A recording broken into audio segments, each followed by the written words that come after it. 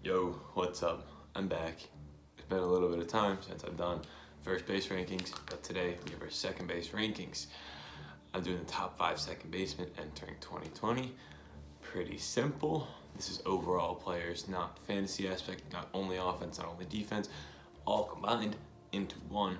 But this is my opinion, so it's not like it's set in stone. This is going to be number 1 position player or number 1 second baseman in the league. So on and so forth. Yes, that is it. If you enjoy, subscribe. I'm doing all the positions. I've done starting pitchers, catchers, first baseman. Today's second base, and let's just go into it. And number 5, we have Kansas City Royals second baseman Whit Merrifield. Merrifield last year batted .302 with a .348 on-base percentage and a .463 slugging. Not a great on-base percentage with his high batting average, but that's just what happens sometimes. He had 16 home runs, 73 RBIs, and a very nice 105 runs. He has very high stolen base potential, which is, you see a lot in second baseman, kinda. They're kind of one of the speedier positions, I feel like. Overall, they can get a lot of steals, like, underratedly. But overall, this is a very weak position. One of the weakest in, like, just in baseball in general right now. Like, this, catchers, probably the 2 weakest positions in baseball aspect and fantasy aspect. But Whit Merrifield, he still is just a good player. It's not like he's bad, but there are definitely some positions where the number 5 player is better than Whit Merrifield by a landslide. But Whit Merrifield, number 5, good average, can probably bring out a 2020 season if he gets his home runs up a little bit. He has potential for a 2020 season. 15-15 is way more likely, but who knows? That's Whit Merrifield. And at number 4, Torres of the New York Yankees. Last year, Torres batted .278 with a .337 on-base percentage and a .535 slugging. He had 38 home runs, 90 RBIs, and 96 runs. On the Yankees, he's going to be getting RBIs and runs. The lineup's amazing. They're going to produce a lot as long as he stays healthy. You don't really need to say much with him being on the Yankees. The only downside is he's probably going to be batting later in the lineup, so he's going to be losing out on at-bats, which is not ideal for a player like this in a second base situation. If you want second baseman in fantasy, if you can get him batting in the top half of the lineup, that'll be beautiful. The thing is, Torres, he may not. Unless he starts doing really well, really hot in the beginning of the season, he may start batting second for the team. I don't know fully, but he's very young. He has a lot of potential. He has potential to be the best second baseman in the league, but right now I do not feel like he will have that. So that's number 4, Torres. Number 3 is the most recent MVP as a second baseman, Ozzie Altuve. Yeah, he has a lot of the scandal stuff with the Astros, but last year, we'll just say this, he batted .298, .353 on base, and a .550 slugging. He had 31 home runs, 74 RBIs, and 89 runs.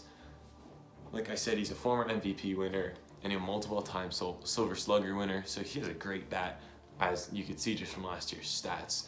But he has the big scandal with the cheating thing with the Astros, so it's like, it just seems like his stats are going to go down. But hey, if he's getting hit by pitchers all the time, his on-base percentage must be going up and more opportunities to steal and stuff. But jokes aside, he's still a very good player, definitely up there. I could see a case for 1 and 2, but I could also see a case for 4 and 5 up there. And he's just one of these players that it's like, it can go anywhere with him, especially just with what happened in 2017 and how it's coming up now. I don't know how much the scandal is going to impact the Astros as a whole, but Ozzie Altuve, number 3, I feel like he still has to be in the top 5, even with this coming into play. He's still very good. He's still one of the best in the league. That's pretty much all I have to say. And at number 2 is Ozzie Albies. Last year, he batted .295 with a .352 on-base percentage and a .500 slugging, close to the same slash line as Ozzie Altuve. He did have less home runs with 24. He had more RBIs with 86 and more runs with 102. He led the league in hits, and he had a 4.8 WAR. He's going to be batting in the top of the Braves lineup, probably second, I want to say, with like it going Acuna, Albies, Freeman, Ozuna as their top 4, and that is a very deadly lineup. There's going to be many times where he has chances to get tons of RBIs, tons of runs with the players just around him in general. I love this Braves lineup. I feel like it has dark horse to be the best lineup in the league.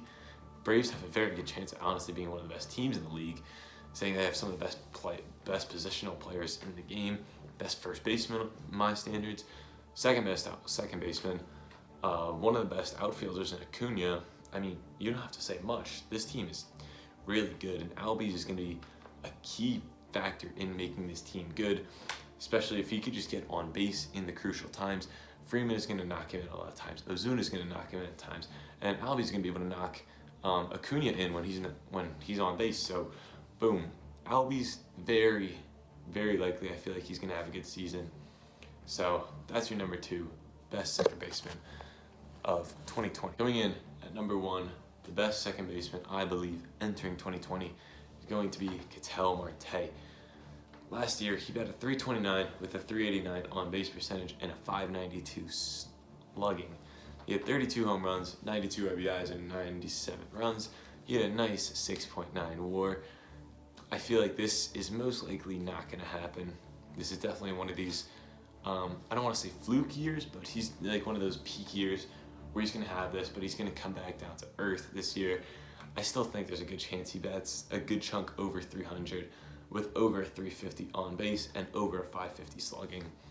He has the very good potential to just like play like that. He was an all-star and he was 4th in MVP, so I could be totally wrong and he could have like another season like this or even better and be like a top 2, maybe even MVP dark horse. But I feel like Ketel Marte is going to have the best second baseman season this season for 2020. So that's why I have him ranked number 1. Drop your lists down below.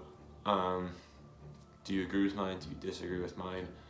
That's it. Next episode, we're doing third baseman, then shortstops, then outfielders, then relievers, and then maybe some other stuff after that. But that is all for me. I'm out, everybody. Peace.